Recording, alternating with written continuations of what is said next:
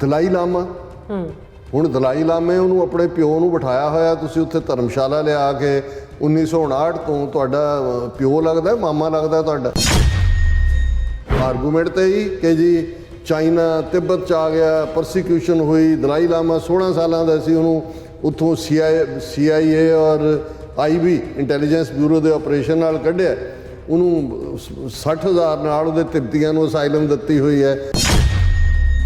ਚੀਨ ਦੇ ਵਿੱਚ ਏਸ਼ੀਆਡ ਖੇਡਾਂ ਹੋਈਆਂ ਨੇ, ਚੀਨ ਨੇ ਅਰੁਣਾਚਲ ਦੇ ਪਲੇਅਰ ਨਹੀਂ ਆਉਣ ਦਿੱਤੇ, ਉਹਨੇ ਕਿਹਾ ਜੀ ਇੰਡੀਅਨ ਪਾਸਪੋਰਟ ਤੇ ਨਹੀਂ ਆ ਸਕਦੇ, ਸਲਿੱਪ ਅੱਡ ਹੋਏਗੀ। ਪਰ ਇਹ ਦਲਾਈ ਲਾਮੇ ਨੂੰ ਲਿਜਾ ਕੇ ਉੱਥੇ ਜਿਹੜਾ ਸਿੱਕਮ ਦੇ ਵਿੱਚ ਉਹ ਚੀਨ ਨੂੰ ਜਿਹੜਾ ਰੈੱਡ ਟੈਗ ਦਿਖਾ ਰਹੇ ਨੇ, ਉਹ ਤੁਹਾਡੀ ਧਰਤੀ ਤੇ ਬਹਿ ਕੇ ਪੋਲੀਟੀਕਲ ਐਕਟੀਵਿਟੀ ਕਰ ਰਹੇ। ਦਲਾਈ ਲਾਮੇ ਨੇ ਗਵਰਨਮੈਂਟ ਇਨ ਐਗਜ਼ਾਈਲ ਬਣਾਈ ਹੋਈ ਹੈ, ਜਲਾਵਤਨ ਸਰਕਾਰ ਹੈ ਤਿੱਬਤੀਆਂ ਦੀ। ਹੁਣ ਜੇ ਚੀਨ ਨੇ ਉੱਥੇ ਹਿੱਟ ਕਰਨਾ ਹੈ ਉਹਨਾਂ ਦੇ ਲਈ ਤਾਂ ਉੱਤੇ ਬੈਠੇ ਨੇ ਸਤਲੁਜ ਦੇ ਉੱਤੇ on the roof of the world Tibet, ਉਹਨਾਂ ਨੂੰ ਤਾਂ ਕੋਈ ਜਿਹੜੇ ਨੇ ਉਹ ਗਨਮੈਨ ਭੇਜਣ ਦੀ ਲੋੜ ਨਹੀਂ, ਜਿਵੇਂ ਤੁਸੀਂ ਗੁੰਡੇ ਭੇਜੇ ਹਰਦੀਪ ਸਿੰਘ ਨਿੱਜਰ ਨੂੰ ਸ਼ਹੀਦ ਕਰਨ ਦੇ ਲਈ। ਹਾਲਾਂ ਉਹਨਾਂ ਨੂੰ ਪਤਾ ਹੈ ਕਿ ਦਲਾਈ ਲਾਮਾ ਸਟੂਜ ਹੈ ਇੰਡੀਆ ਵੈਸਟਰਨ ਪਾਵਰਸ ਦਾ, ਪਰ ਉਹ ਕਦੇ ਵੀ ਉਹਨੂੰ ਪਤਾ ਹੈ ਵੀ ਇਹ UN ਕਨਵੈਨਸ਼ਨ ਹੈ ਰੈਫਿਊਜੀ ਸਟੇਟਸ ਦੇ ਥੱਲੇ, you can't do it।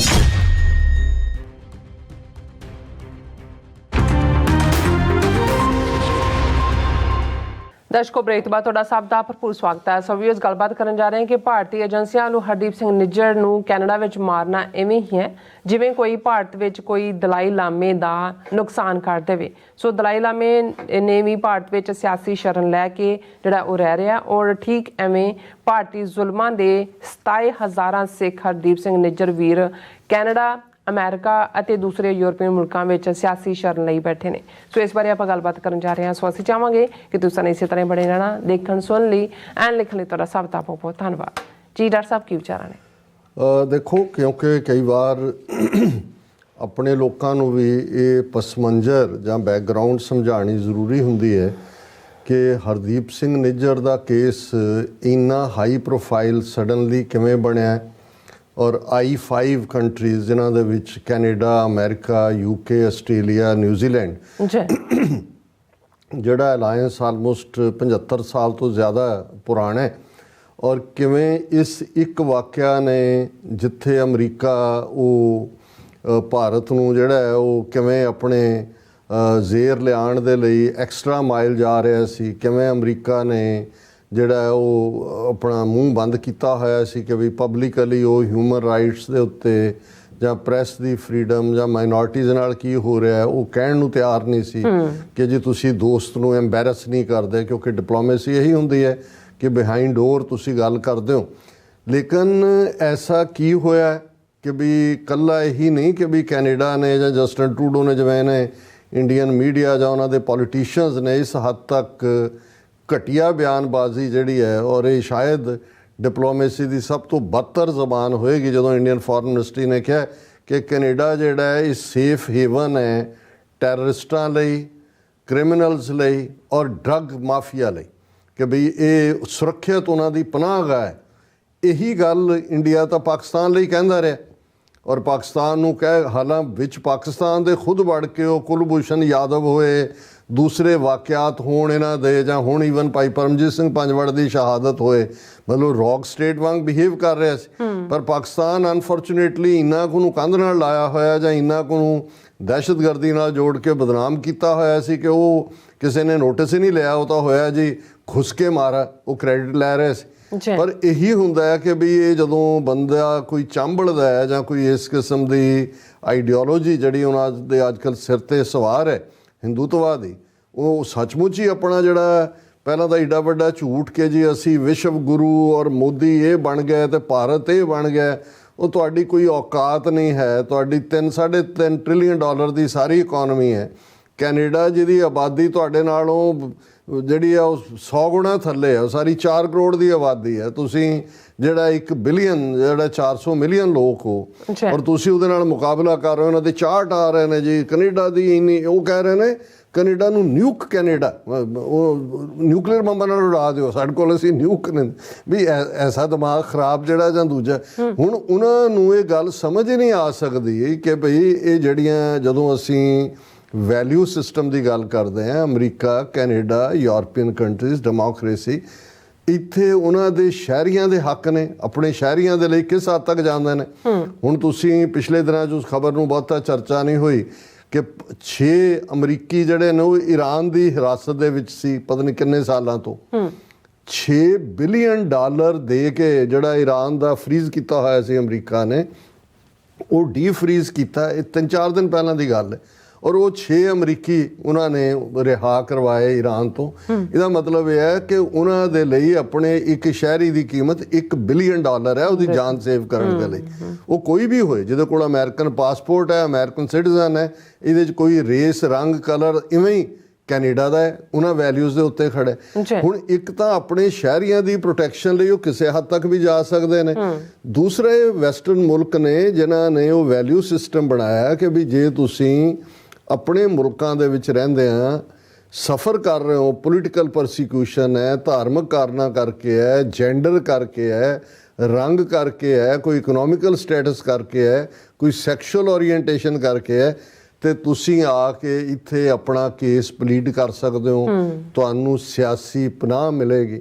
ਔਰ ਇਹੀ ਨਹੀਂ, ਅਮਰੀਕਾ ਜਦੋਂ ਤੁਸੀਂ ਸਿਟੀਜ਼ਨਸ਼ਿਪ ਦੀ ਓਥ ਲੈਂਦੇ ਹੋ, ਤੁਹਾਡੇ ਕੋਲ ਚੋਇਸ ਹੁੰਦੀ ਹੈ ਵੀ ਤੁਸੀਂ ਨਾਂ ਬਦਲ ਸਕਦੇ ਹੋ ਆਪਣਾ। ਉਹ ਇਸ ਲਈ ਕਿ ਜੇ ਤੁਹਾਨੂੰ ਇਹ ਲੱਗਦਾ ਹੈ ਵੀ ਤੁਹਾਡੇ ਉਸ ਨਾਂ ਤੇ ਪਿਛਲਾ ਦੁਸ਼ਮਣ ਤੁਹਾਨੂੰ ਹੰਟ ਕਰੇਗਾ, ਉਹ ਲੱਭੇਗਾ, ਜਾਂ ਪਿਛਲੇ ਉਸ ਨਾਂ ਦੇ ਥੱਲੇ ਤੁਹਾਡੇ ਅੰਦਰ ਉਹ ਐਗਨੀ ਹੈ, ਪੇਨ ਹੈ, ਜਿਹੜਾ ਉਹ ਟਰਾਮਾ ਹੈ ਜਿਹਦੇ 'ਚੋਂ ਤੁਸੀਂ ਗੁਜ਼ਰ ਰਹੇ ਹੋ, ਤੇ ਅਮਰੀਕਾ ਜਾਂ ਕੈਨੇਡਾ ਤੁਹਾਨੂੰ ਮੌਕਾ ਪ੍ਰੋਵਾਈਡ ਕਰਦਾ ਹੈ ਕਿ you start a new life with a new slate, with a new name, ਤਾਂ ਕਿ ਉਹ ਤੁਹਾਨੂੰ ਪੁਰਾਣਾ ਨਾਂ ਵੀ ਹੌਂਟ ਨਾ ਕਰੇ ਤੇ ਦੁਸ਼ਮਣ ਤੁਹਾਡੇ ਤੱਕ ਨਾ ਪਹੁੰਚੇ। ਸੋ ਜਿਨ੍ਹਾਂ ਮੁਲਕਾਂ ਦਾ ਇਹ ਵੈਲਿਊ ਸਿਸਟਮ ਹੈ, ਉਹਨਾਂ ਦੇ ਵਿੱਚ ਆ ਕੇ ਤੁਸੀਂ ਇਹ ਥਰਡ ਰੇਟ ਰੋਗ ਮੰਗਤਿਆਂ ਦਾ ਮੁਲਕ, ਜਿਨ੍ਹਾਂ ਦੀ ਕੋਈ ਔਕਾਤ ਨਹੀਂ ਹੈ,